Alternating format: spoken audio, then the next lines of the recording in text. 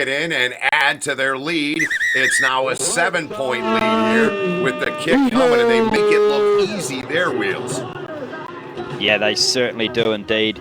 That area of the field is such a favourable thing for Sevens teams. It gives you options on both the right and left, and you can create that deception, and that's just what the Hawks did.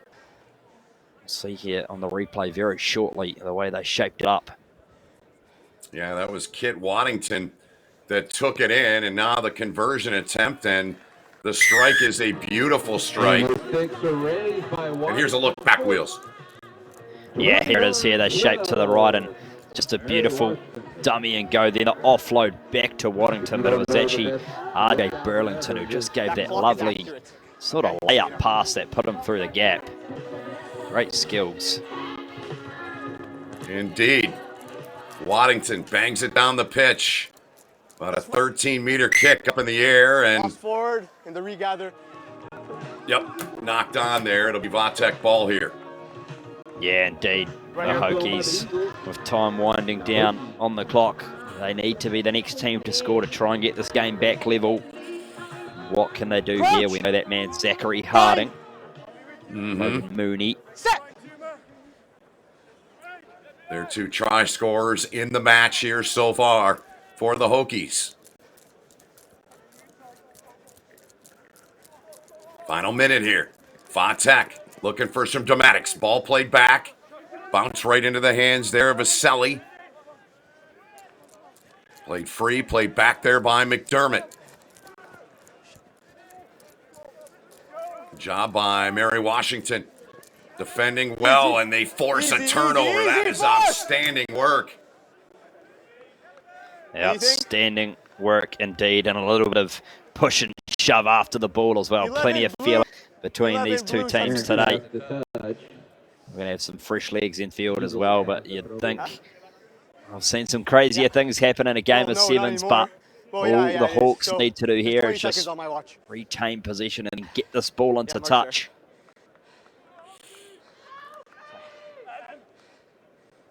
Time clearly the enemy of Vatek, but they come away with it deep in the line out and went right into the hands of Gavin Lockwood. And look at Lockwood. He will take this one in, and the conversion kick, they'll look to get this match level. A big-time mistake in the set piece, and Vatek with a kick, and we are tied at 19. Well, that means we are going to see our second golden point game of the day. One earlier this morning we had to open the day's play, and now the Hokies and Mary Washington are going to send this one to overtime. Oh, there we go. The score was actually incorrect, is what I'm hearing through my mic, Ben, so I've just got all that anticipation built up.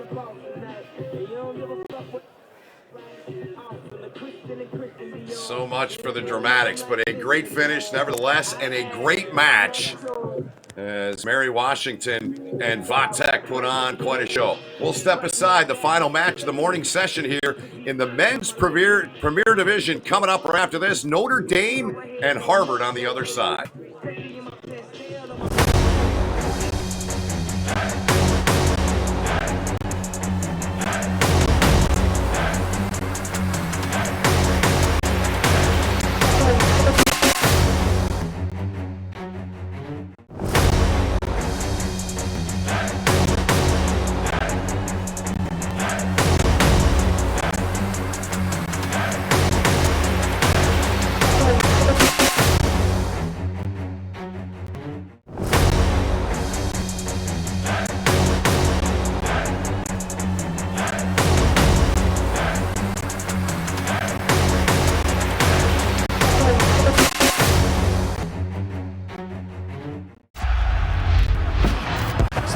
Rugby is all about feeling.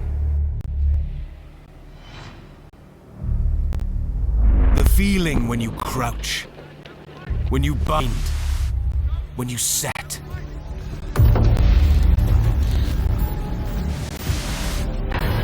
The feeling when you go into that first defender. The feeling when you make that first tackle. The feeling when you take that first hit.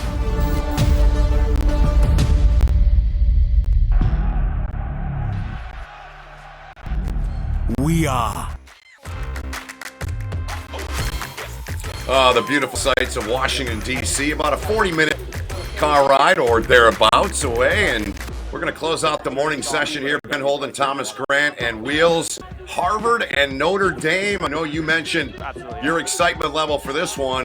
And the Crimson will kick it away to Notre Dame. What excites you so much about this one?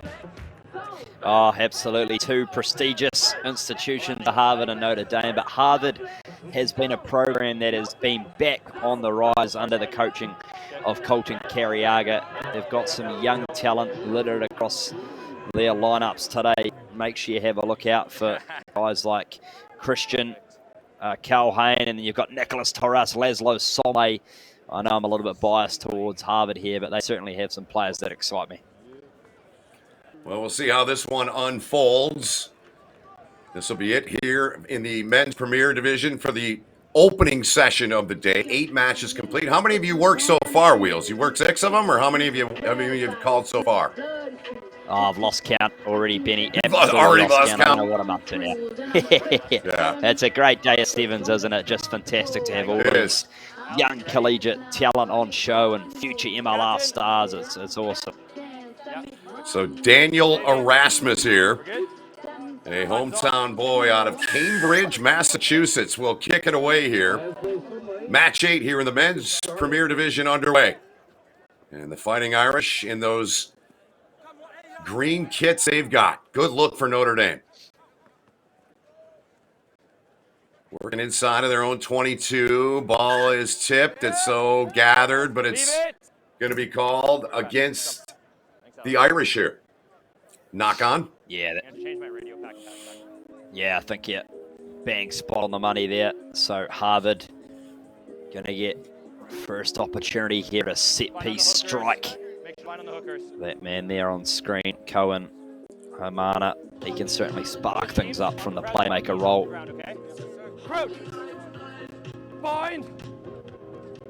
Product of Hawaii with the put in here. Good execution, trying to do it on his own, and he does right on cue. What a beautiful play there to get the first points for Harvard. They're up top 5-0. Yeah, that was fantastic from Cohen Hamana. We can see it from the scrum. Just popped out beautifully for him, and was that one-on-one battle, and that is scintillating footwork from Hamana to get over for the first try for the Tide. Pretty play.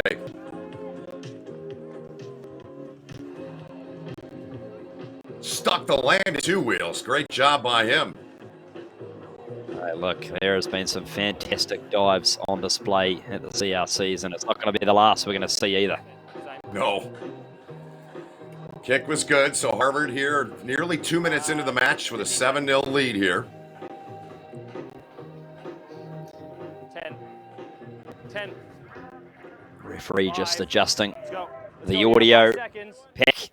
So lots of moving parts in this tournament, Ben. So many puzzle pieces to put together. Backwards. Oh, massive overtaking in this tournament. 144 sides, in the neighborhood of 3,000 players in the greater Washington, D.C. area in Maryland for this event. And roll 23 there. Mark's not here. Rolling away is the call. Hear the call there, not getting away in time, not rolling away in time on Harvard. And, I said it before, we get a look at our referee there. It's special for these sides that advance and make it, but it's special for the officials, too. This is far and away the biggest tournament in college rugby, and it's great to see the officials that are working the event. They've earned it. They deserve it. So it's a tip of the cap to them as well. Oh, absolutely. Yeah, the players are trying to push their case, but the referees are trying to do the exact same. It's just a wonderful platform for all. Yeah, look at this run from Notre Dame. That's a big-time play there from Patrick McKenzie, their number 8 out of Wilmington, Delaware. Gives them some breathing room. 10 meters from halfway they are now. Nearing the midway point here in the first half. Harvard on top 7-0. Taking a look, second look, ball played out right near the touchline, played back there, and it's turned over. Went right into the hands of Perello there. So Harvard now, they get the turnover, looking to add to the lead here. There's the kick, they pop it down. That's a really good kick. Up against their own try line is Notre Dame.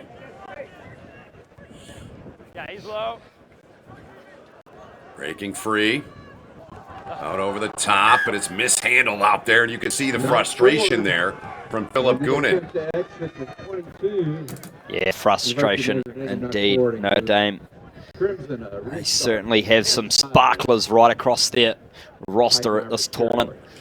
This is a great opportunity for Harvard again, though, just to put some more points on the board from the previous scrum. Cohen Hamana just took it himself on that one-on-one battle.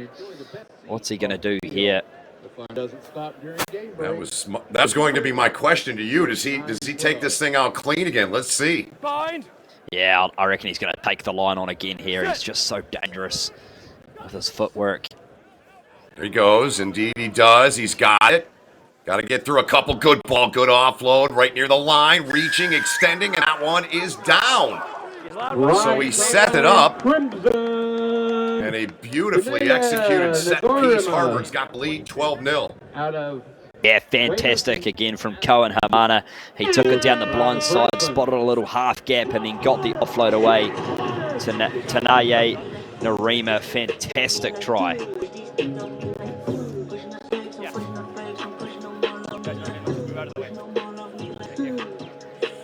So the kick here to make it a 14-0 count. Still about 2 minutes remaining in this first half. It's been all Harvard. And it's going to stay a 12-0 count. That number 10, Wheels, has been a dangerous weapon here for Harvard. Scored a try, sets up one with a great offload. He's been the difference in this match so far for the Crimson. Yeah, he certainly has indeed, the man out of Honolulu. He has been fantastic. Sophomore at Harvard studying economics. Smart man as well on and off the field. Yep, always key. And both of these institutions, you better be smart, right? So they're both outstanding academic institutions. That could be short. So we'll go from halfway here for Notre Dame. They need something here, Wheels. They could use a try here in the final minute here. See if they can execute here and get into the try zone. Absolutely. This is the platform as well. Indeed it is. Thomas Bowman, the carry. Look at him working, charging, chugging, turning those legs. Great work from him. Played back. Zach Banton with the carry. Look at Banton. Banton with that ball out. Still got it. What a run from him. To the back it comes. Nearly a collision there between two Irish players, but no harm done. Harvard, though, good speed getting to the ball. Roll. Apparently too good. They didn't roll away in time. Here comes Notre Dame. Gaining the 22-meter, and this one splitting right through there. And this will be put down. Patrick McKenzie gets it down for Notre Dame. Yeah, just what they needed on the stroke of halftime, Notre Dame. And the kick was good as well, so points to 7. It's just a much better build here from Notre Dame. The lovely pop back and stop. That man, Patrick, he had really a clean, open run to the lob. Fantastic for Notre Dame. The big fella taking one in.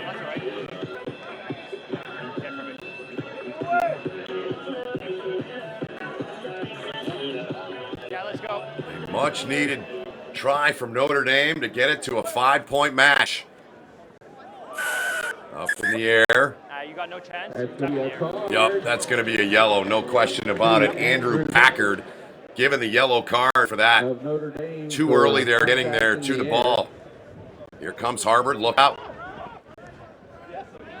Big piece of real estate picked up there. Not releasing the ball, there is the call. So it goes back over to Notre Dame, not releasing in time with the ball against Harvard. Yeah, great work over the breakdown there from Notre Dame. Right on the ball. They're going to tap and play quickly here. Down a man, though.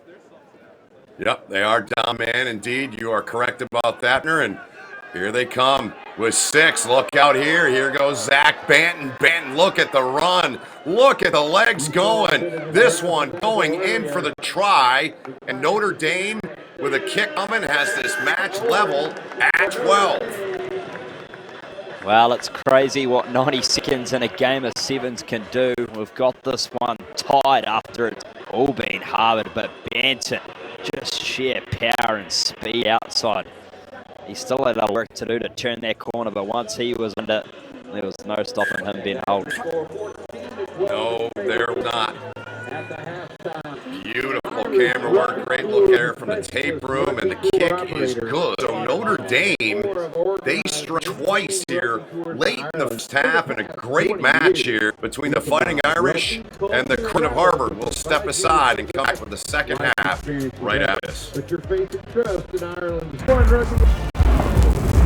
In a sport of power and precision, you need a powerful and precise camera. Analyze your game. Build your team. Go together. Ready? Up.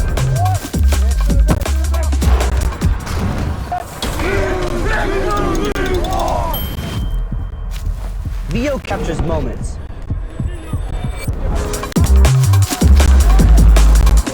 A powerful camera for a powerful sport. Rugby!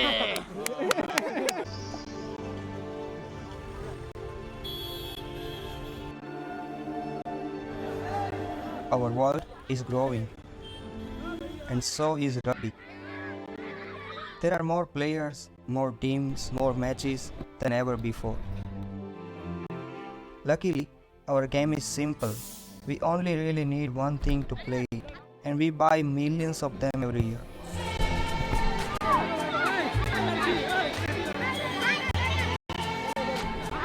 Unfortunately, too many end up in the wrong place. But some balls are made better.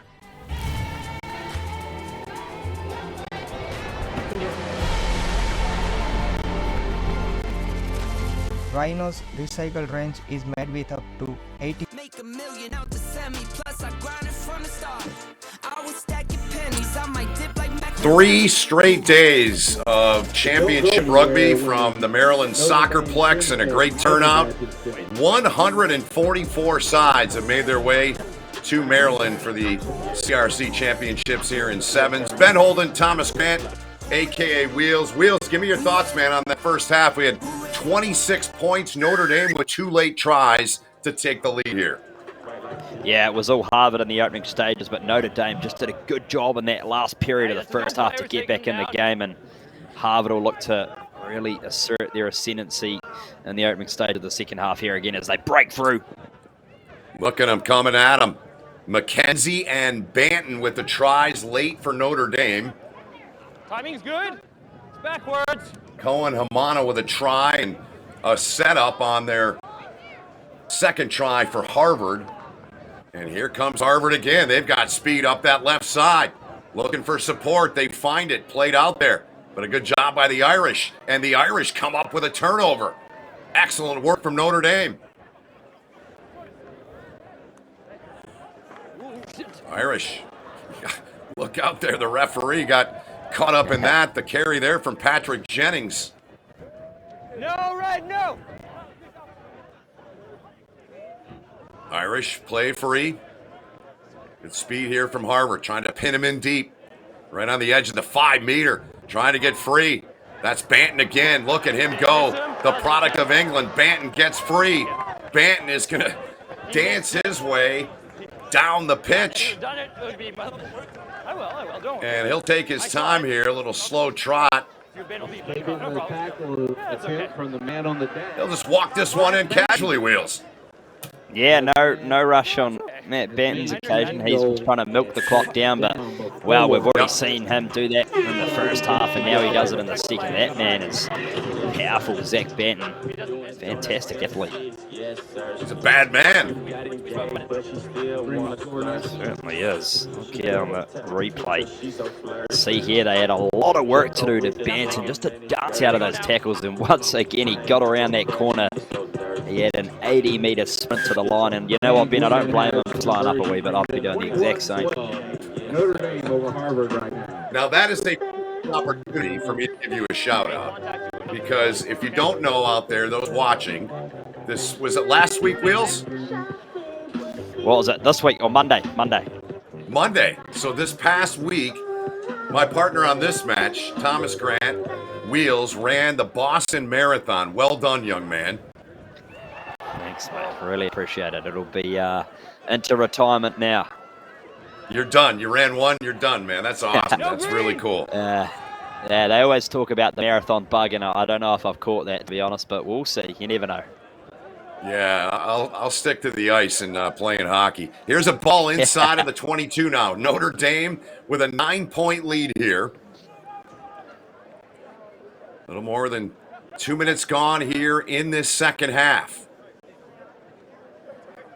Irish get it free. Up against their own line, but they get a little bit of breathing room here. Out, Red, out! Jackson Graham with the carry there. No, you're pushing it into him. At the back, Packard plays it out. Good work from Harvard. They're loving the way they're playing defensively here on this passage. They'd love to get a turnover here. Irish directing traffic. Good look there at the breakdown, and ball played free out of there. Andrew LaFranchi had it, number 9 for Notre Dame. Harvard really digging in here.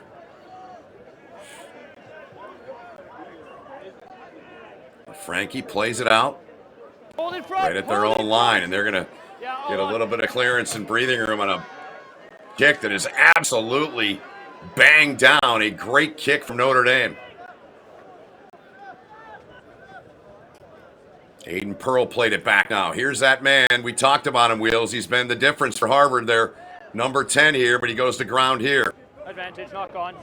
Yes, certainly. And counter-attack opportunity here for Notre Dame as Harvard try to do everything to get the ball back. This line speed advantage over.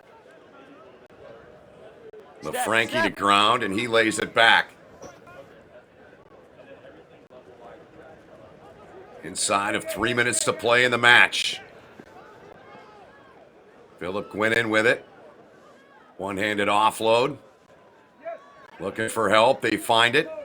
Jackson Graham. Advantage, and the ball goes to ground, and Harvard comes up with a turnover. Advantage is over.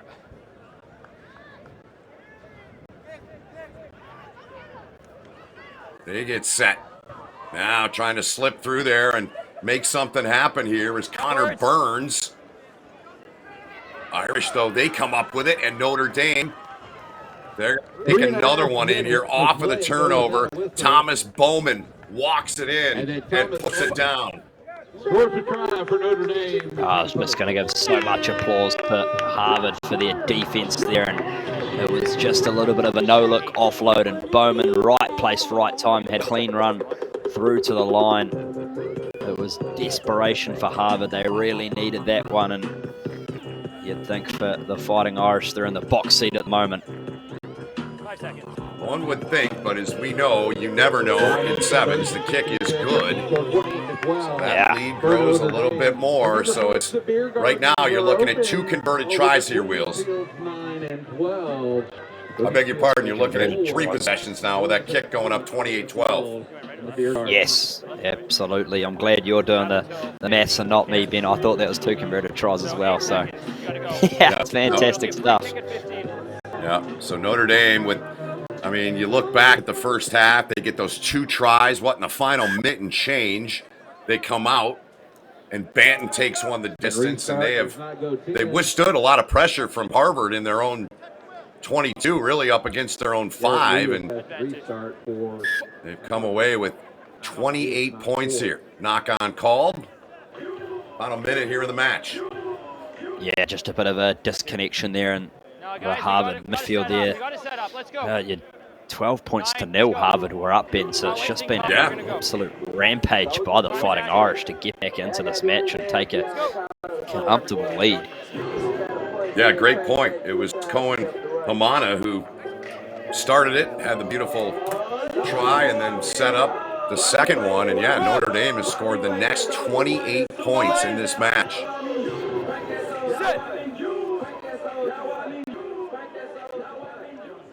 Irish play it in, play it back, and pop it into touch, and that is the match. as Notre Dame takes it 28-12, defeating Harvard. Wheels, we'll see you down the road. I'm stepping aside. We'll catch you a little bit later throughout the day here from the Maryland Soccerplex here with our coverage of the CRC Sevens National Championship.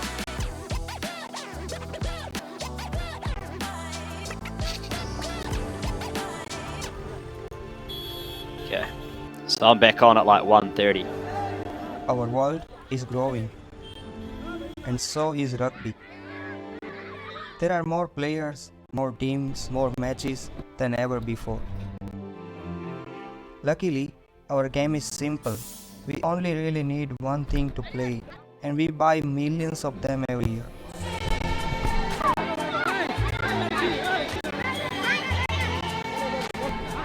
Unfortunately, too many end up in the wrong place. But some balls are made better.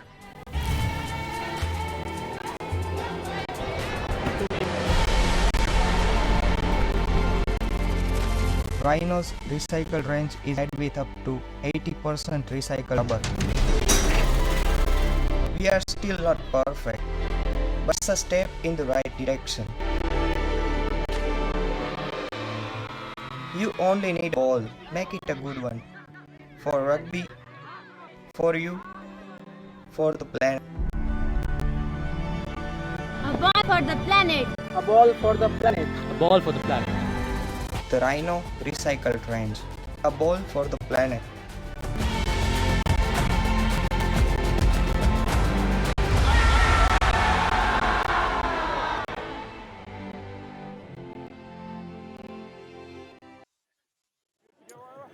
Welcome back, Collegiate Rugby Championships, National Collegiate Rugby's Sevens showpiece. We're about to get underway in round two. All the teams you're about to see on Stadium Field won their first game, cascading brackets, playing in.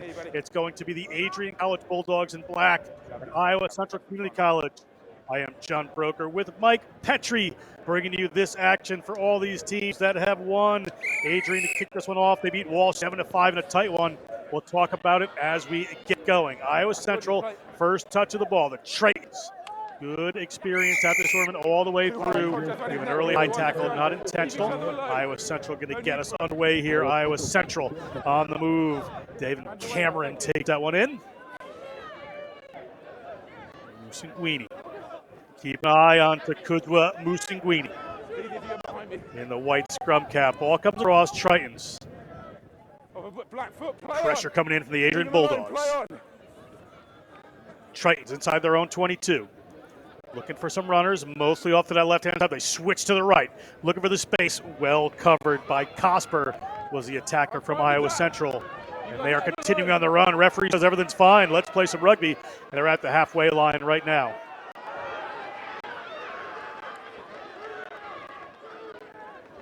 Ball out to the left-hand side.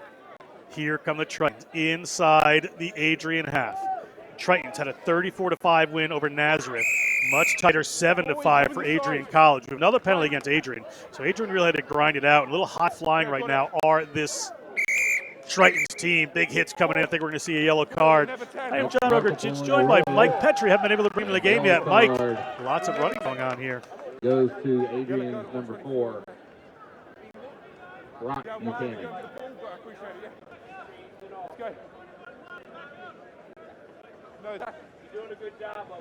Musingwini comes across, bring Mike in just a second. Up the middle they come. Here comes Iowa Central. Devin Cameron has been in here, and Devin Cameron is going to get into the try zone. He's going to point to the camera. He is going to touch someone down. 5 points for the Tritons. Kick out, first blood to them. Looking strong.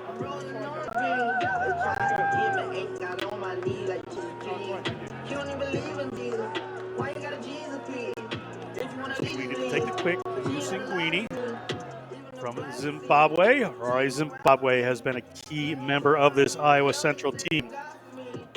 You will see a number of players of Zimbabwean background delighting the fans of this tournament this week, as that one's good.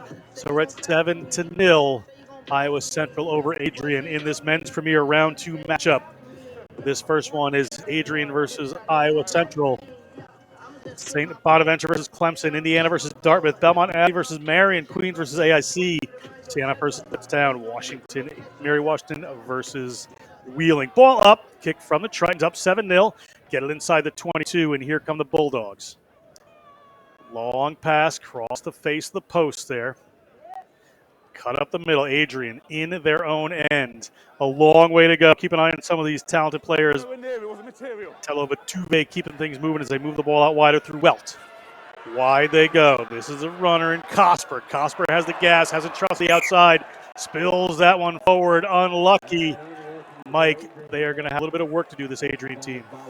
They do. They absolutely do. I missed out earlier, John, on that individual effort from Iowa. They really put an offensive onslaught in earlier on. But how about that individual defensive play on the outside? Adrian was trying to turn the corner, turn on the afterjets, and just get the burners going to fly down that sideline. But Iowa not letting it happen. Knocks the ball loose in the tackle. They are coming out playing some really good quality ball early in this game. They certainly are. And that Adrian there, you saw Cosper come around the corner. And the first game I got to call them in that tight one against Wall, 7-5, as I said, was the final in that one. Cosper was really not trusting the outside. You can see the messages there, like, you got speed, take that outside, let's have a run. Iowa Central gets started again. Ball a little messy in there. Squirts out the back. It's anybody's now. Iowa Central will come up with this one. Coming in and coming over that is Saeed. Referee tells him he's got away. Little inside there to hold some of that defense. Musinguini, the danger. Musinguini steps 1, steps 2, 3, gets the ball away. He is an apt talent. Ball spills to the ground from Murrah. Hanging in the air here from Iowa Central. A little bit of potato. So we're going to come back and be Adrian College ball.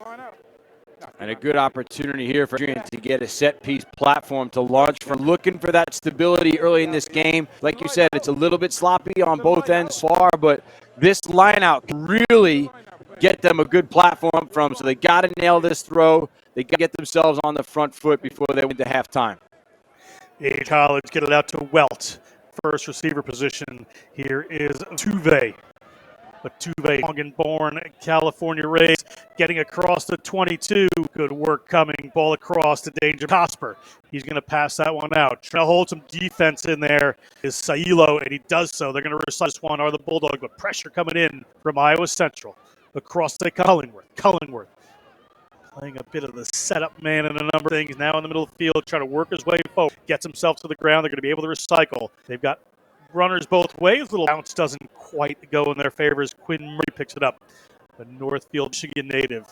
Ball there to Tuve, looking for the line, and he's going to do it, and it is going to be 7. Patelo Vatuve is that one, and it's 2 points. It could be tied up soon. And we saw some individual efforts that time, John, earlier from Iowa, but that time, Adrian College, we talked about how important that set-piece platform off the line out, and they needed to score time to level this game up, and they do exactly the individual effort, shaking off 1, 2, 3 tacklers on his way to bring this try right underneath the post. What a play. Great leg drive. Great way to get his hands out, keep some defenders off. That's exactly what Adrian College did at that moment. That kick is all tied up here. Adrian College with Tuve again. Tuve, powerful runner, has a 4-year player for Adrian College Bulldogs team.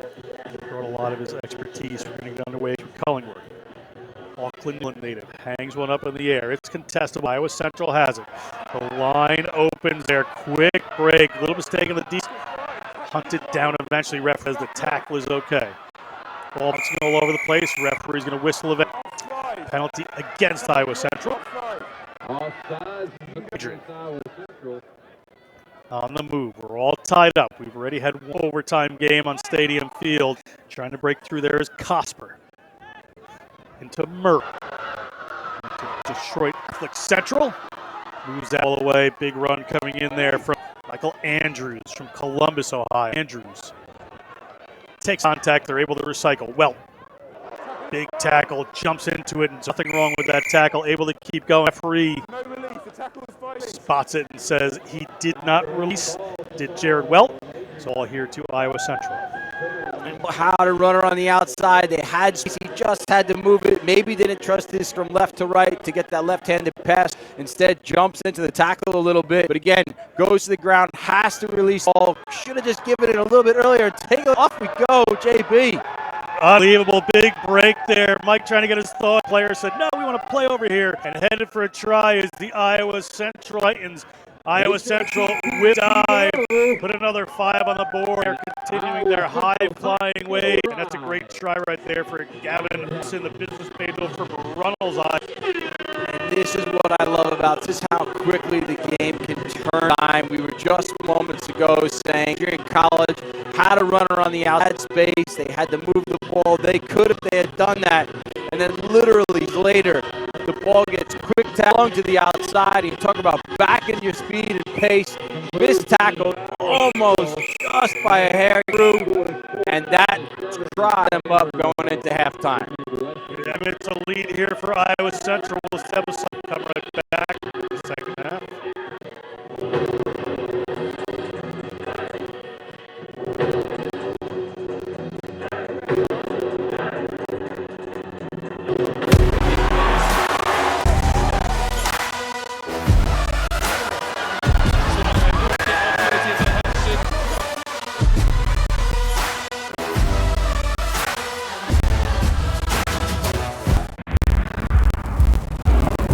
Sport of power and precision. You need a powerful and precise camera.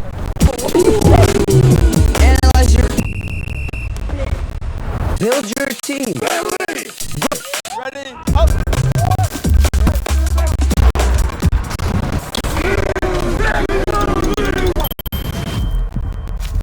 Captures moments. A powerful camera for a powerful sport. Rugby!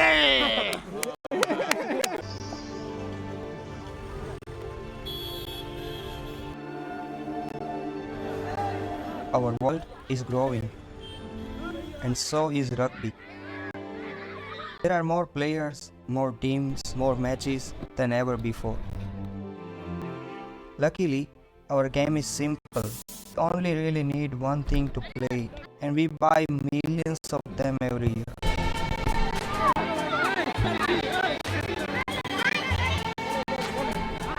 Unfortunately, too many end up in the wrong place. But some balls are made better. Welcome back to the Collegiate Rugby Championships, National Collegiate Rugby Sevens showpiece here in Maryland. We're ready. It's Iowa Central going to kick off. They are in the lead over Adrian College. John Broker with Mike Petrie, a man who knows a thing or two about rugby. Mike, interesting first half. We'll get to in a second with some thoughts as Takutwa Musinguini gets us underway. High hanging kick off the left boot, contestable right at the 10-meter line and went over. Referee says no. They're going to bring this one back. We'll see what they call at halfway.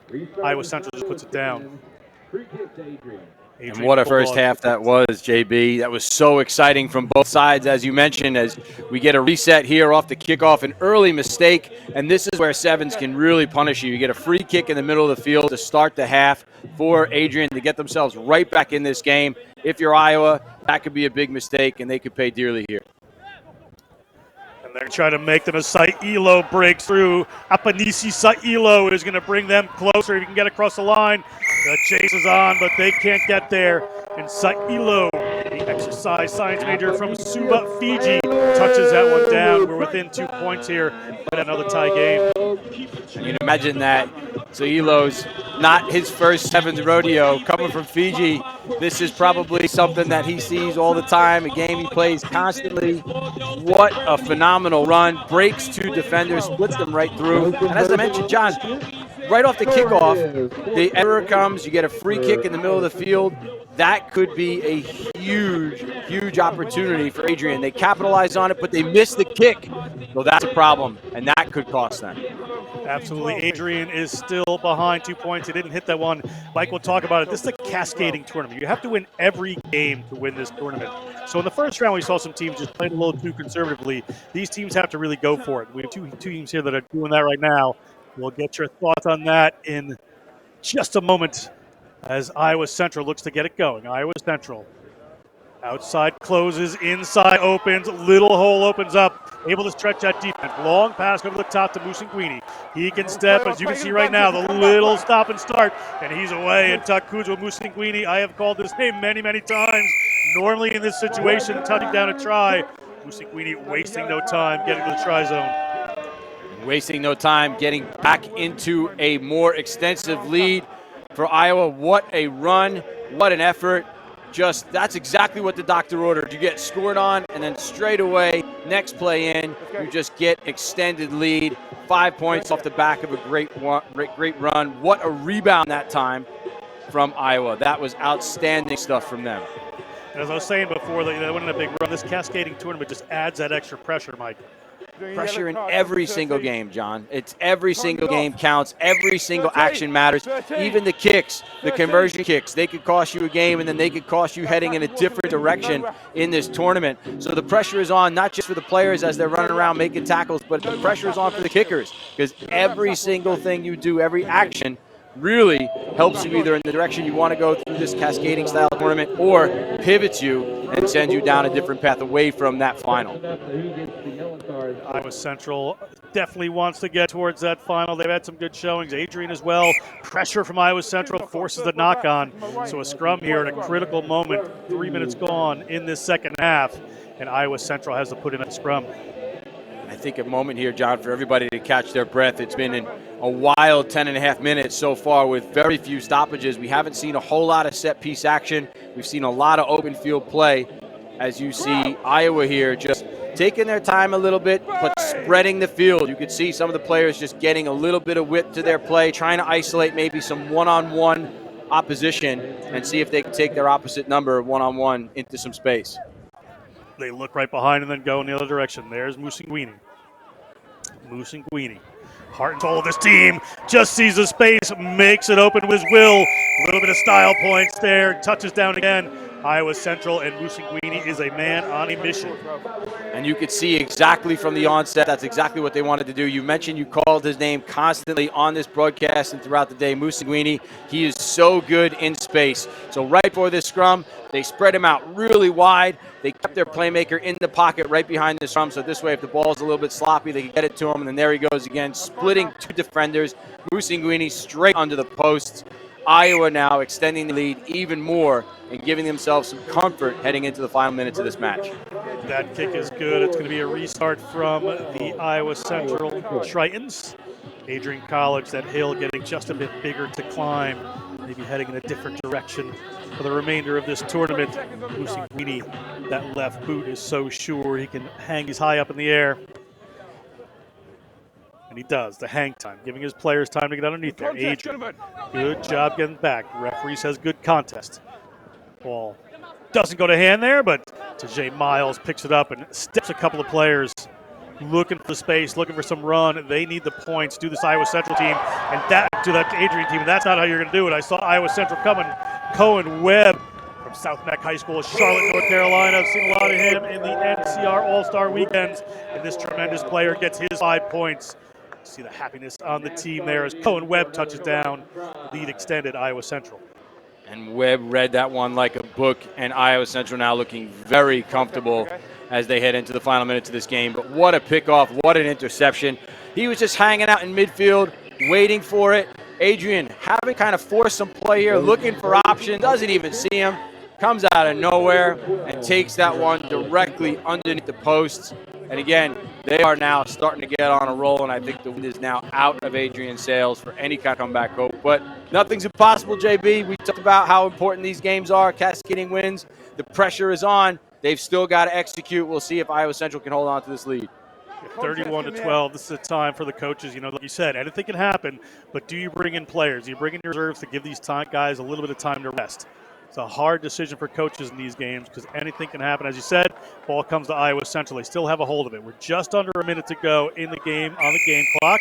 The referee spots a player coming in, poaching that one for Adrian. I thought he might have gone off his feet, but it's their ball. Here come the Bulldogs. Bulldogs, quick step. Musinguini has to get in and make the tackle. Ball alive here for the Bulldogs. Moved away by Sailo. Batuve. Cosper looking to the width. Show the ball in a couple of different directions there. Quinn Murray has a hold of it. Quinn Murray just winding his way through the Tritons defense, eventually taking the ground. Tuve is going to move into that first receiver position, but a little show there, and Miles, the Spanish Town Jamaica native, Tajay Miles, touches down for 5, and Adrian decreases that lead, but it may be too little too late. He puts up the kick himself, and it doesn't go. That is it for this matchup. I'm going to step aside for just a bit. Good working with you, Mike Petrie. It is another win for the Iowa Central Titans. Adrian Bulldogs come up short. Stay with us. Coming up next, Bonaventure versus Clemson. Bonaventure.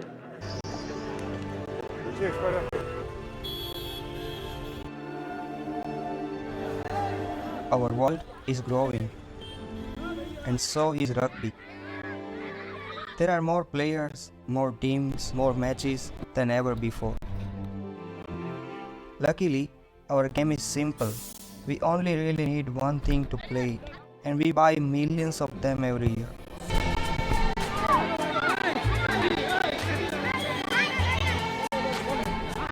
Unfortunately, too many end up in the wrong place.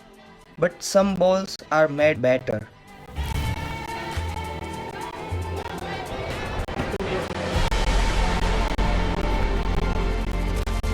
Rhino's recycle range is made with up to 80% recycled rubber. We are still not perfect, but it's a step in the right direction. You only need a ball, make it a good one. For us, for you, for the planet. A ball for planet. A ball for the planet. A ball for the planet. The Rhino recycled range, all for the planet.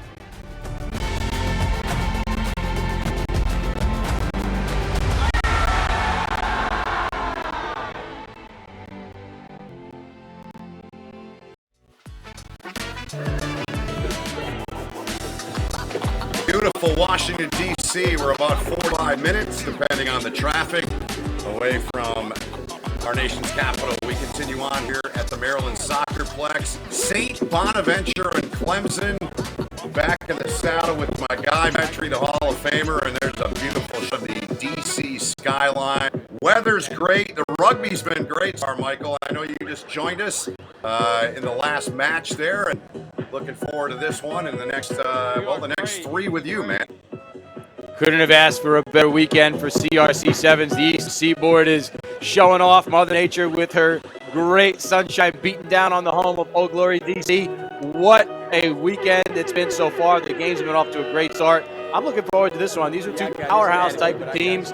They are well coached, well drilled. This should be really exciting. All right, hey, when do you grab a flag? Should be. The turnout's been good here on day number 1 from the Maryland Soccerplex, and the Clemson Tigers, they will open the match, kicking it away to St. Bonaventure. Referees got to get adjusted too. You get a good look at the Bonnies there and their kits, a sharp-looking kit for them. They're not only good in 7s, they're good in 15s as well, Mike, as you and I saw last year. They are outstanding. Their program overall has just gone from strength to strength. The small school from upstate New York is making big noise. Clemson, on the other hand, not a small school, but they are making a lot of noise too. Former teammate of mine has been leading them, Troy Hall, former USA Eagle. He is doing great things down in Clemson. So whatever you say, just say it slow, and we'll make sure we have it. All right, so set to go here. Clemson ball in hand. They're set to kick this away.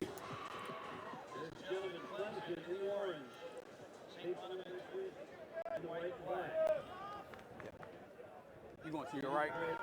All right, I'll be out closer.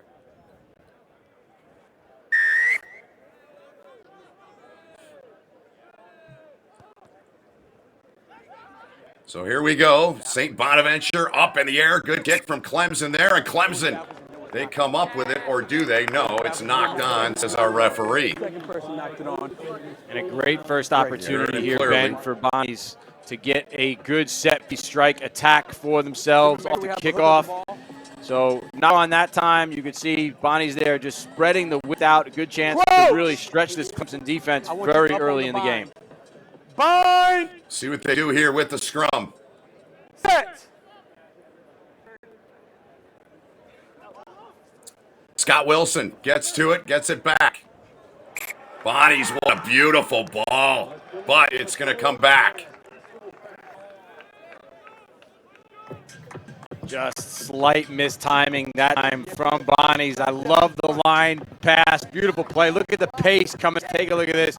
Not a doubt in his mind. To split the defender straight through the middle and would have done just that. Playmaker, we just need to straighten up a little bit more. He's a little bit sideways, and what that does is the timing off between the playmaker and the oncoming runner. So if our playmaker there sets up field a little bit more, squares up field, that will give his runner a little bit more time onto the ball. Well said, well explained by the Hall of Famer Mike Petrie. Here Clemson now. Tap and go for them. Bonnies get to the line. Good job defensively from them. Clemson right in the middle of the park. They've got an alley. They got a channel. They got a chance to get through here, but a good tackle there made by Scott Wilson to slow him up. Now St. Bonaventure, they come away with it in there. Turnover forced by them.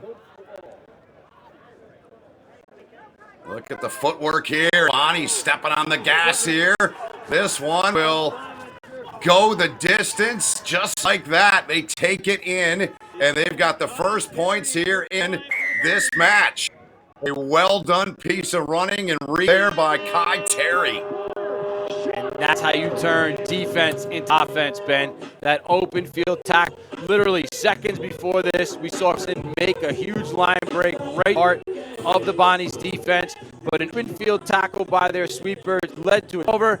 Clemson not able to transit fast enough and get back on their defensive alignment right. And Bonnie splits them on the outside. And they go into the score right under the post start for St. Bonaventure.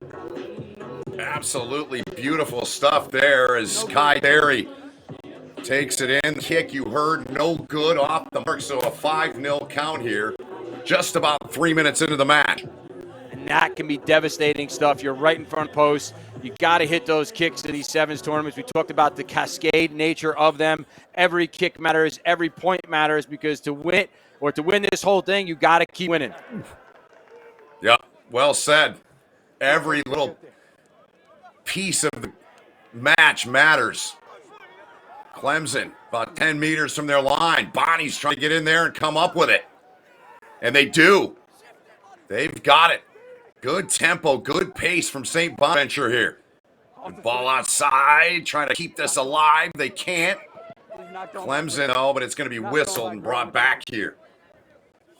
And that's the second time that we've seen St. Bonaventure turn defense into offense. Big turnover off the kickoff. Right after they've scored, they get down. They pin Clemson deep.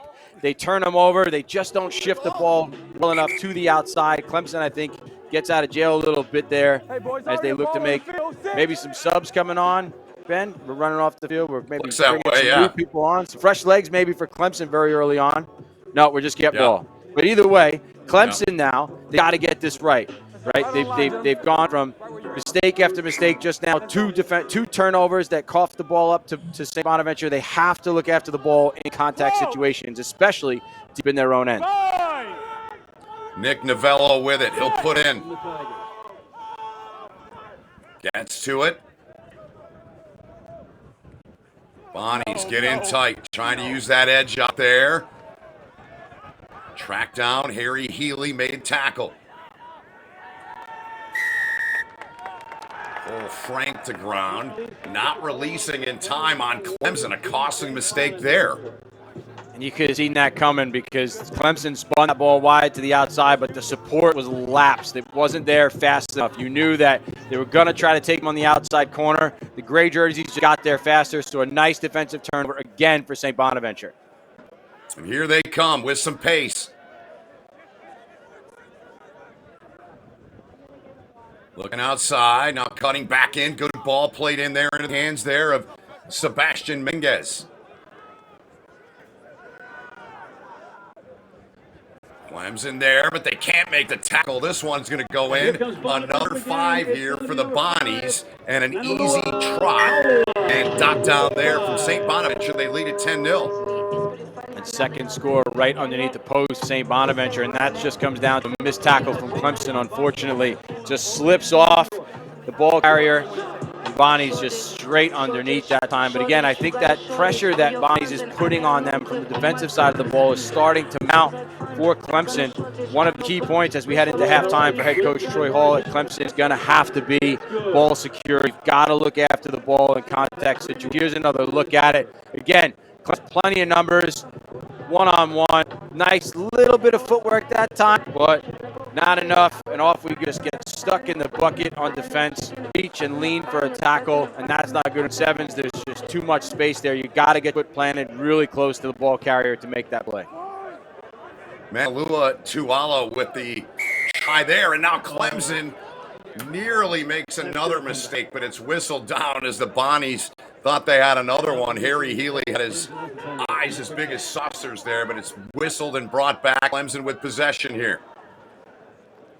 Final minute here in this first half. It's been all Bonnies. No, fell down with tackle. See if Clemson can do something here in this. Whoa, what a finish there on the tackle, man. That's some heavy work. Good job there. Now the Bonnies trying to pin him in here. William Parrott with it, played it outside in the hands of Rusty Todd. The ball spills out. Clemson trying to get it. Bonnies get to it first, and it's whistled down. Gonna come back. Again, defensive pressure from Bonnie's, Ben, is starting to mount. You mentioned it. You called it far side of the field. Big punishing hit on the Clemson ball carrier, and that just continues to just put them a little bit on the back foot, and that kind of pressure can make a big difference down the line. All right, we'll step aside. Yeah, the Clemson player there feeling the after effects of that. We'll step aside for a quick halftime break.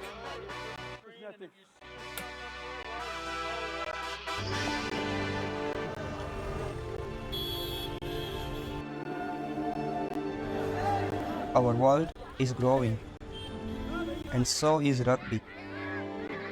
There are more players, more teams, more matches than ever before.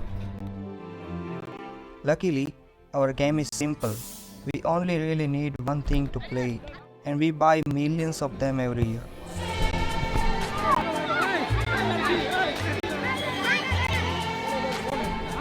Unfortunately, too many end up in the wrong place, but some balls are made better.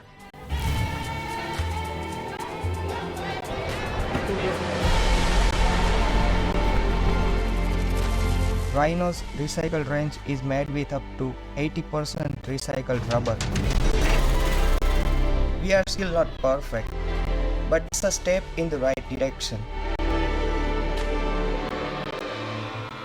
You only need a ball, make it a good one. For rugby, for you, for the planet. A ball for the planet. A ball for the planet. A ball for the planet. The Rhino recycled range. A ball for the planet.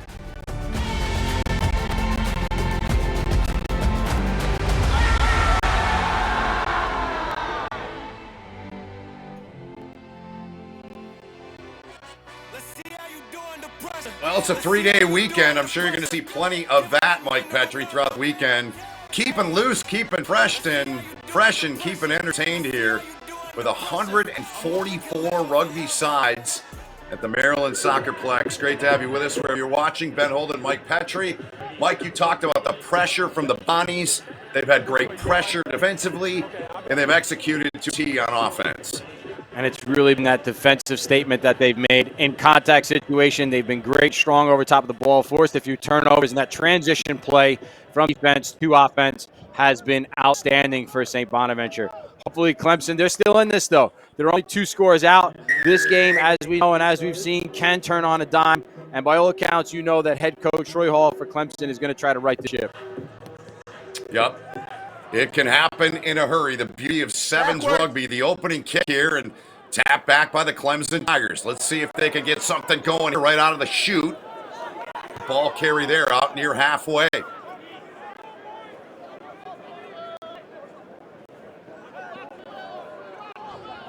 Handled here. The Bonnies get in there and get a turnover. Not how Clemson wanted things to go here. The Bonnies aggressive and sniffing that ball. Here's the carry now. Harry Healy, and Harry Healy will take this one in and put her down. Another 5 for the Bonnies. And Healy catches his breath. What a fend off to the outside. And what I will say so far about the difference between what we've seen in Clemson and Bonaventure is Bonaventure's just keeping it very simple.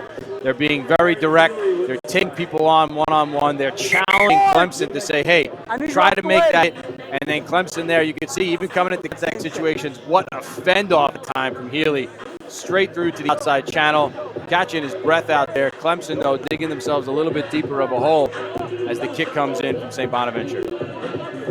Harry Healy, the product of the state of New Mexico, repping the state proudly. What a beautiful run. 17-0 here. Ben, you are a Michigan guy. You're often giving lots of credits to guys from up north because there's not a ton of them. But I guarantee you there's probably not a ton of New Mexico guys out here either. So Healy there representing his home state for sure. Yep, you read my mind. It's like we've done this a few times together, working these matches. And yeah, exactly. Look out. Here's Clemson now. Clemson, good ball carry here inside of the 22. That was carried in there by Jack Dowd. So Clemson, they need an answer here, don't they, Mike? They can't afford to not get points here.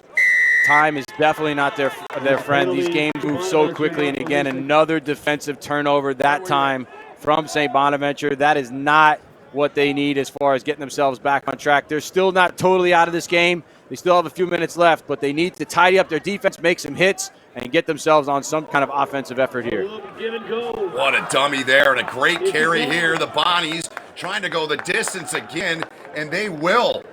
Troy Harrell, the South African native out of Johannesburg. That was beautiful rugby right there. Beautiful rugby is right. And again, another look at how Bonnies can turn defense into offense. I've been saying that. I feel like a broken record. But if you're coaching St. Bonaventure right now, you've got to be really happy with what's done on the defensive side of the ball and the transition that you've had to turn that into attack. So turnover to a penalty deep inside your own end around the 22. Give it to your freight train. Let them split it to a few defenders. Fend off a few would-be tacklers and just finish it off. Bonaventure looking as sharp as ever in this one, man. Yeah, they really do, Mike. They look really sharp. Dialed in on both sides and a 22-0 lead. You know, back to what we just kind of talked about before they got those points there. You know, no lead is seemingly safe, but this lead might be safe. But you still got about 3.5 minutes to play here in time. But Clemson's got to make something happen here. Exactly what we've seen from Clemson so far, Ben. They really haven't been able to get their engine started, and even here they're running into two defenders. They've got to get some juice in them, and here we go. This might be it. Get some offload going, but there we go again. Turnover. Yep, another turnover, and the Bonnies are buzzing right on it.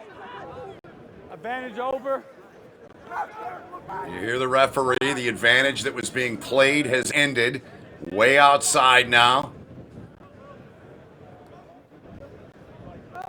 Bonnie's patient here.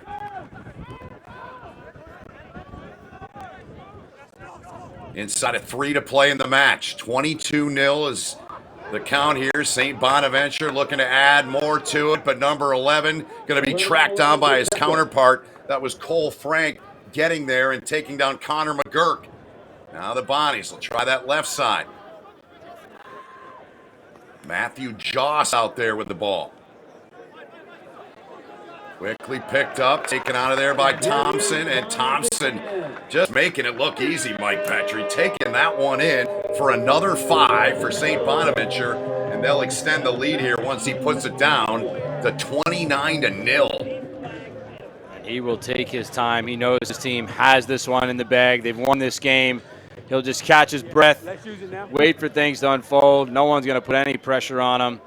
This is just Bonaventure looking sharp. You can see the referee saying, place the ball down. Let's do it. Let's just move on with the game. Yep. Clinical performance from the Bonnies. Another look.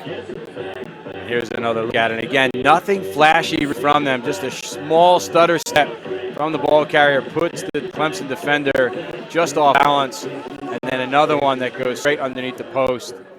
So Bonnie's here just looking very, very strong in opening day of our play.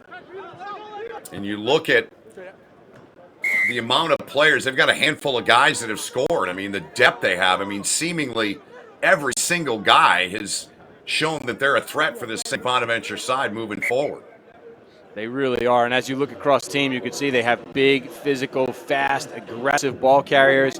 They're really strong over top of the ball, and they are so quick. Again, just highlighting their defense. So quick at the chop tackle, very quickly bring the ball carrier to ground, get over top of it, and cause a turnover. They've been excellent at that today. So we're in the final minute here. Clemson would like to get one in here just to get that goose egg off the scoreboard, but the way that the Bonnies have played, and on cue, they come up with yet another turnover. I would love to see the turnover count in this match. It's been impressive from the Bonnies. Outside edge. Offloaded back, and that one is going to be whistled and called. That was knocked on, went forward. And as we move towards, Ben, what is likely the last play of the game here with about 20 seconds left in regulation, Clemson will try to get something going here. A bit of consolation for them if they could try to knock one in. Again, they might be out of that route towards the championship, but they still play. They'll still be alive. They'll just take a different direction in the tournament. And that's kind of what I love about Sevens, too. There's so much pressure in each one of these games, but there's still a lot to play for and a lot at stake for both of these teams. It's just a matter of which way you take the rest of the tournament. Yeah, and to your point, if you lose, you still play. You just go into a different division, a different bracket. But to win this whole thing, you run the table, you win a national championship. And I think this is match 5 for me of the day so far, Mike. This is the best side I've seen, the St. Bonaventure side, so far. Well, they definitely have the reputation across the board as a rugby program, Ben. Yep. They really genuinely do, both in 15s and now in 7s as well. So no surprise, I think they were always going to be a strong program. Yep, absolutely. And Clemson under duress again. Matthew Martin there was on the ball carrier defensively for the Bonnies. This match coming to an end here. It's all St. Bonaventure. They will stay in that top bracket here with this victory. Clemson trying to work their way down. Just over halfway to ground they go. That was Cole Frank. Playing the man on the ground. Mate, I already gave you a yellow card. March there. March there. Yeah, use it. We start here from the Tigers. Cole Frank plays it to that outside edge. That's going to be a forward pass. Yep, forward pass will end this one, Mike Petrie. All Bonnies, 29 rip, they win. And Bonnie's looking sharp, Ben. You said they may be the team to beat. You've called a lot of games so far. They move on, they advance, but Clemson still alive. You get a good look there at our head coach for Clemson, Troy Hall. He'll get the ship back in a row because he knows there's still a lot to play for. No question about it. We got another marquee one coming up, Mike Petrie. Dartmouth and Indiana will step aside and come back and kick this one off next.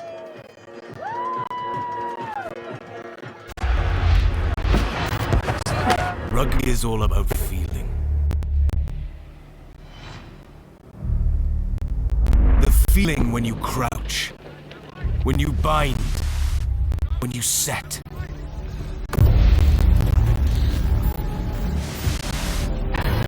The feeling when you go into that first defender. The feeling when you make that first tackle. The feeling when you take that first hit.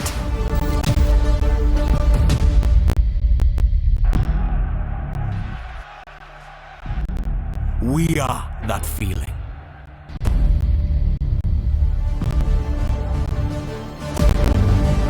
We are contact.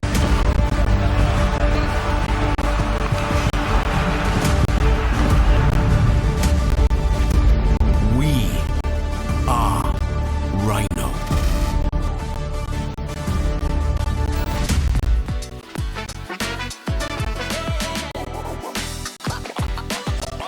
Jefferson Memorial in Washington, D.C. We continue on from the Maryland Soccerplex. Indiana and Dartmouth up next. Ben Holden, Mike Petrie.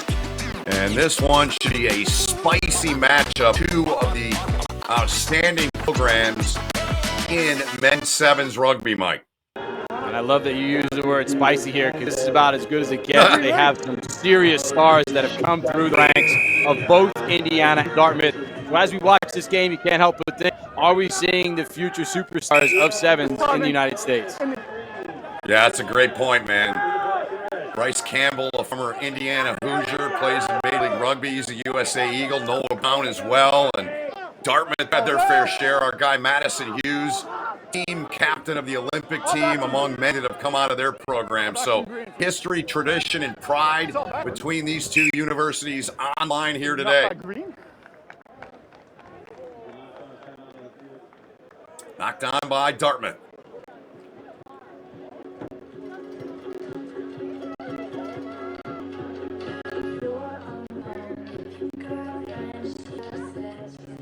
Dartmouth player now needing some attention, Mike. Early injury for Dartmouth. You got to hope he's okay because it is a long tournament. But these things can happen so quickly in sevens. We look to get ourselves reset. But an opportunity here for each of these teams to gather themselves in, maybe grease the engines a bit because it was a bit sloppy from both sides. We talked about the stakes being so high, both of these programs having so much prestige coming into it, maybe a little bit of anxious energy shown in the early 30 seconds of the game, but here's another look at it. So Dartmouth's been to the outside. This player that's still down, takes a shot across his leg. That could be a no-wrap tackle there, Ben. So that's a tough hit coming across like that for both ends, both player giving that hit and receiving that hit. Yeah, Jamie Phillips, the young man that took that shot and is down for Dartmouth. All right, Mark's over here.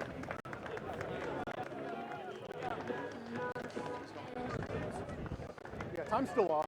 Good sign there. He's up and walking, but looks to be hobbling a bit. That left leg appears to be the issue.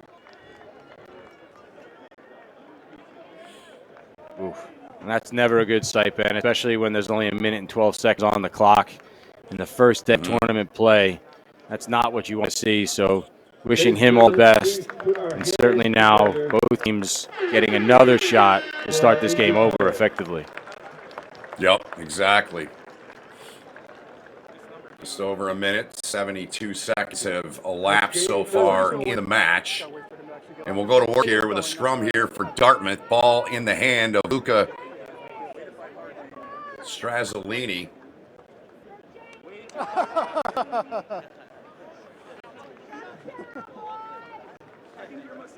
All right, guys, we can go ahead back in. Come on. It's rare in sevens, man. You hear some laughing in between the two teams. It's rare you get that kind of downtime because this game is so fast, so action-packed, so nonstop. It's not often everybody gets a chance to catch their breath and have a laugh together. No, that's a great point. You're really right about that. And get back to it here now. Indiana's got it here. Here they come. The Hoosiers now with it.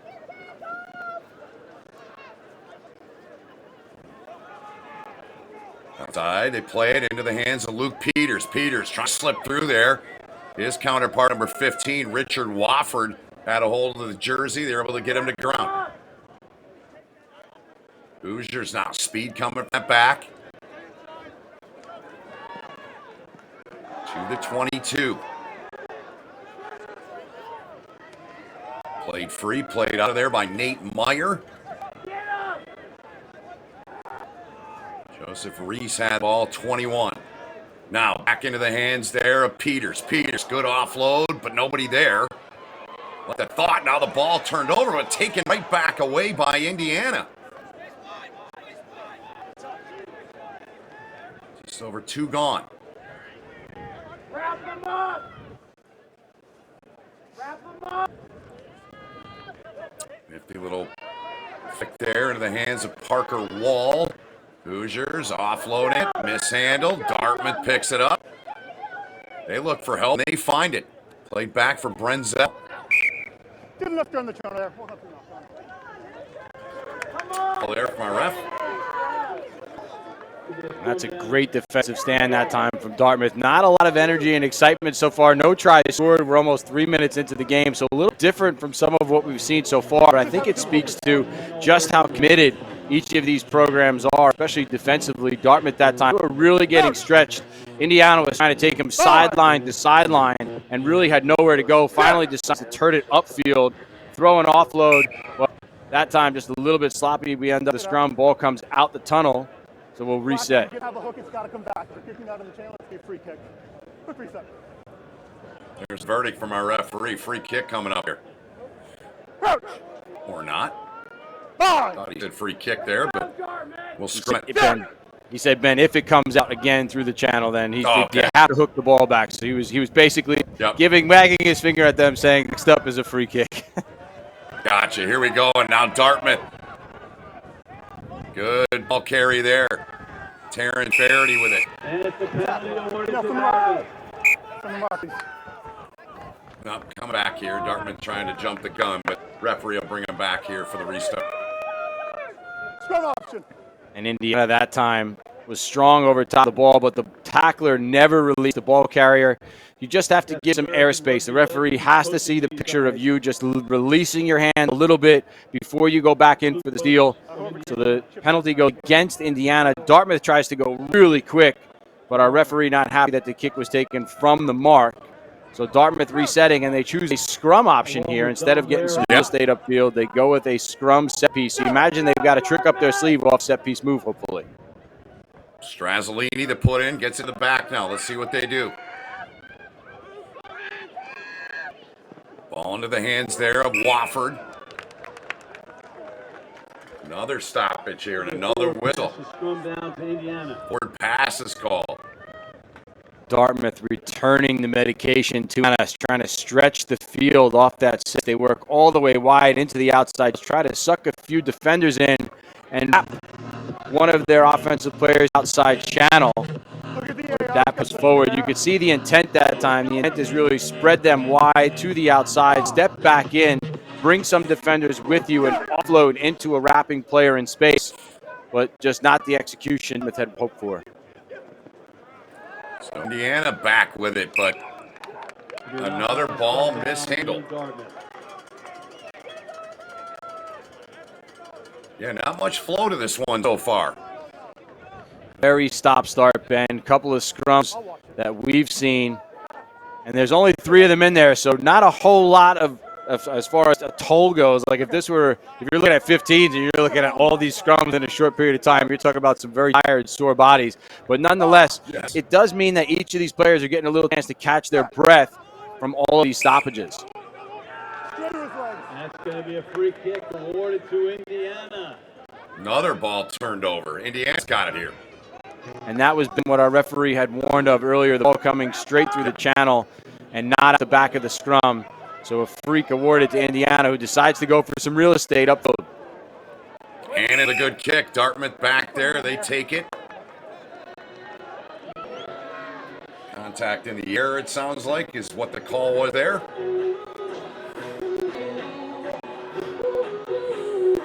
So we're in the final minute here. No points have been put on the board here between these two.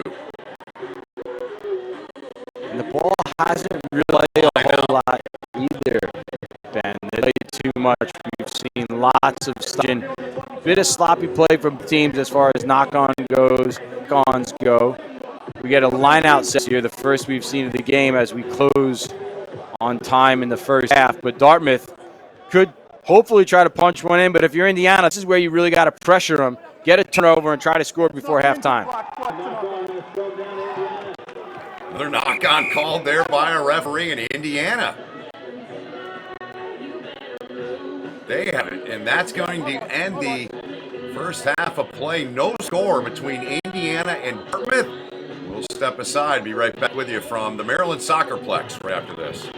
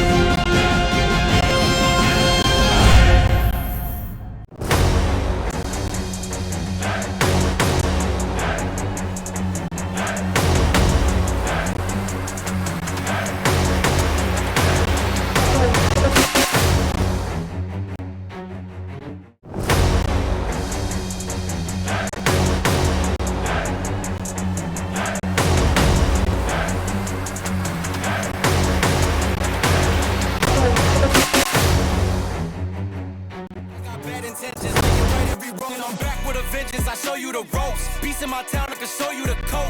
Up in the shots if they wanted to smoke. 1500 Pennsylvania Avenue, Washington, D.C. We're at the Maryland Soccerplex for the CRC Sevens National Championship weekend. Ben and Mike Petrie. Mike, we are both, I think, a little surprised at the way this match has gone. What do you attribute a scoreless first half between these two outstanding programs to? I think it just really has to come down to some of the pressure that we've talked about. Neither team really trying to make any of these game-breaking type moments. They're trying to get settled. They know how important this game is. They haven't really had a chance to open up their offense as we see Indiana here trying to spread the field. But this should be a really, really entertaining second half as both teams still pretty much fresh at this point, Ben, heading into the second half. Yeah, a lot of stoppages in that first half, to your point about being fresh. And Indiana, of course, in those dark kits, and Dartmouth in their all too familiar hoops kit with the white and the green, and love the IU kits, the state of Indiana on the back. Great stuff from the Hoosiers, and we are underway here in the second half.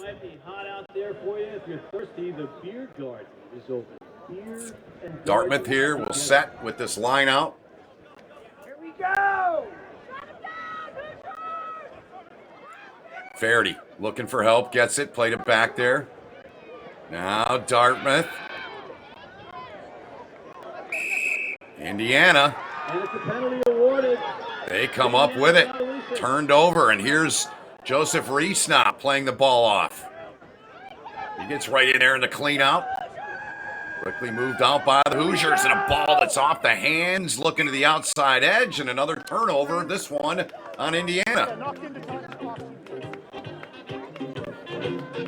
What an excellent play that time from Indiana. That's how you turn defense into offense. Great open field tackle, great turnover, good body position. Our referee saw the exact picture that they want to see in terms of body over ball to give them that turnover. They get upfield, and then unfortunately just spin that one out of bounds. So Dartmouth, bit of relief here as they get to throw this line out in. Mm-hmm. No, it's not straight. It'll be a scrum down to Indiana. Referee seeing what you can't do in the lineup, Mike. And speaking of pictures, that time our jumper in the air catches that ball on their outside shoulder. So as the jumper goes up, catches it on the right-hand side. Our referee's never going to call that one straight. It has to be a fair contest. As you heard him say, it's got to go down the middle of that tunnel. So unfortunately that time we mentioned Dartmouth getting a bit of relief when Indiana threw the ball out of bounds, but still under pressure now, pretty deep within their own end, not far outside their own 22. Here is Matthew Chevalier trying to put that one in. Dartmouth, though, gets the bounce. They've got the pill. So Dartmouth turns them over. See what they can do from just outside of their own 22-meter line. Luke Peters in there trying to wrestle the ball carrier down. Finally does. Makes another tackle in there.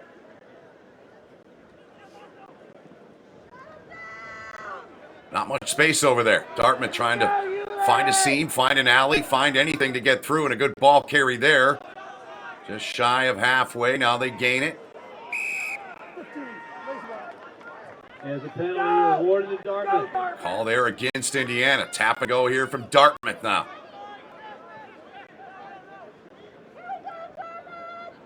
Haven't really seen either team get very deep inside of attacking territory either.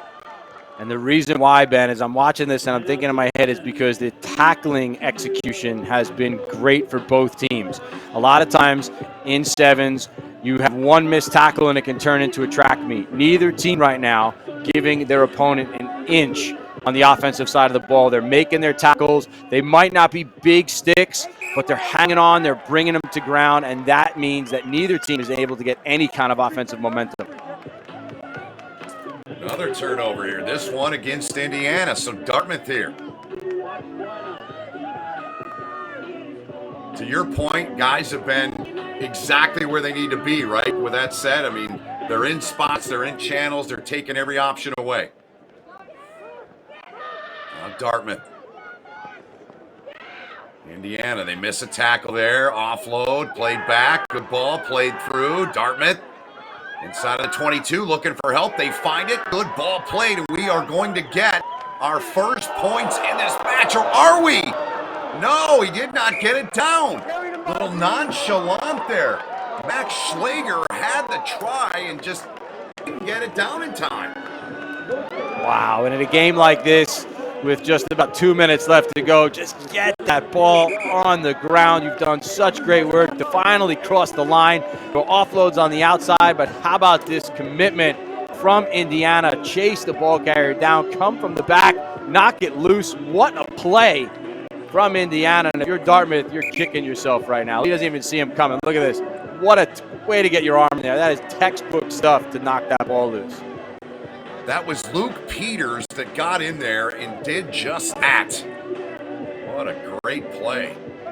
It's one of those plays you won't necessarily see in a box score or the stats, but that's the difference in this match right now. We're still scoreless. And we've mentioned how important defense has been and how committed these teams have been. They've been making their tackles. That time, Indiana let up just enough to allow some offloads for Dartmouth to get them on the front foot, but then the chase, the scramble defense, because they know how close and how important this game is. What a play from Indiana. Here we come now with less than 90 seconds to play. Good ball outside edge. Dartmouth, this one they'll get down. Excellent work there.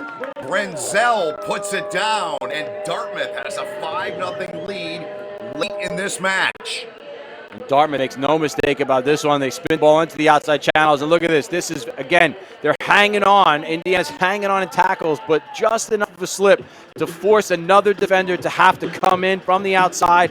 That leaves the open player for Dartmouth in the outside wing, and that's what both of these teams are trying to do. They're trying to suck in defenders to create space. It hasn't worked as of yet, but that time it finally works for Dartmouth, and they make no mistake getting that one to ground. Ulysses Brenzel. What a name, what a play, what an effort.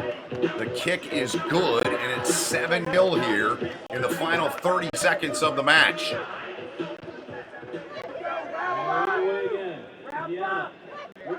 Indiana now.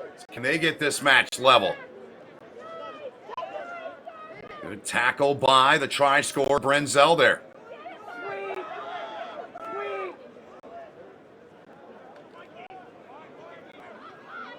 Now Indiana. Good pickup, good ball played back there out of the hands of Cabreros.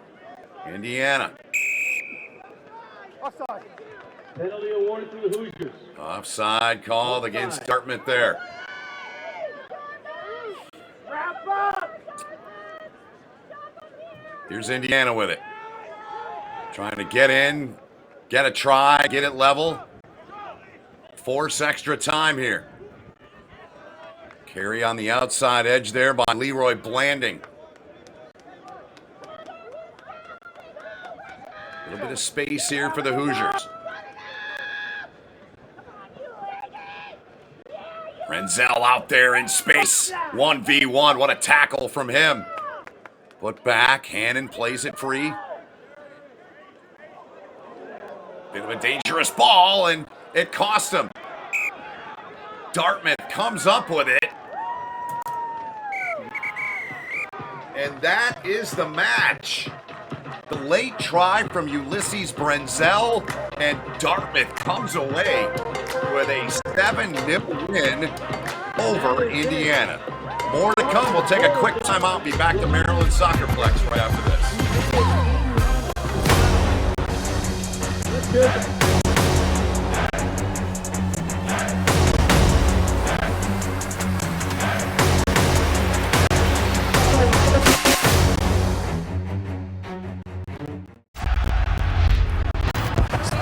Rugby is all about feeling.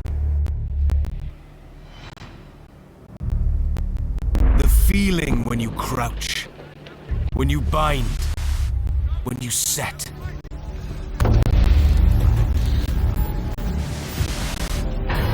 The feeling when you go into that first defender. The feeling when you make that first tackle. The feeling when you take that first hit.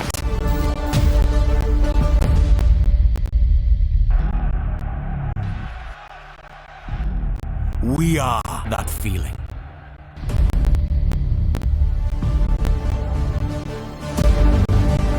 We are contact.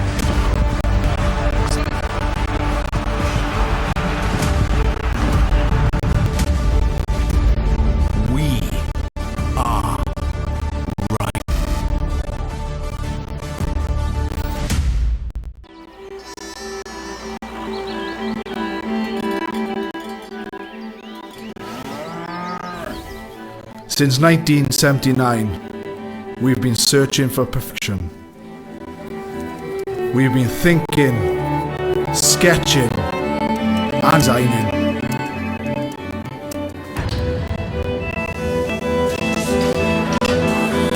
We've been building, assembling, and strengthening.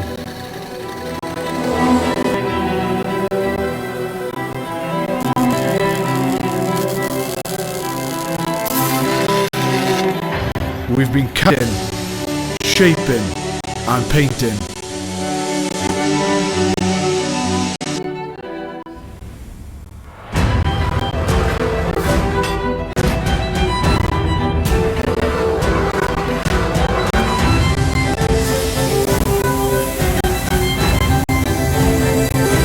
We've created strength and beauty time and again. Our machines are made for one thing: the perfect.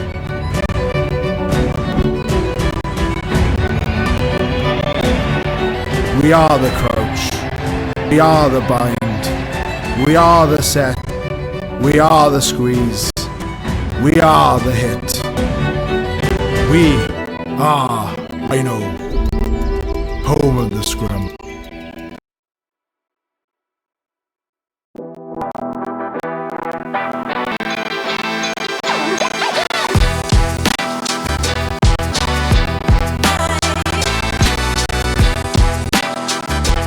I'm in Washington, D.C., Maryland Soccer Flex all weekend. One of 3 TRC 7 championships. Ben Oldham with Mike Petrie on the call of this one. And this time around, we'll see Belmont Abbey out of North Carolina. They take on Mering in this match here as we roll on here in the Premier Division.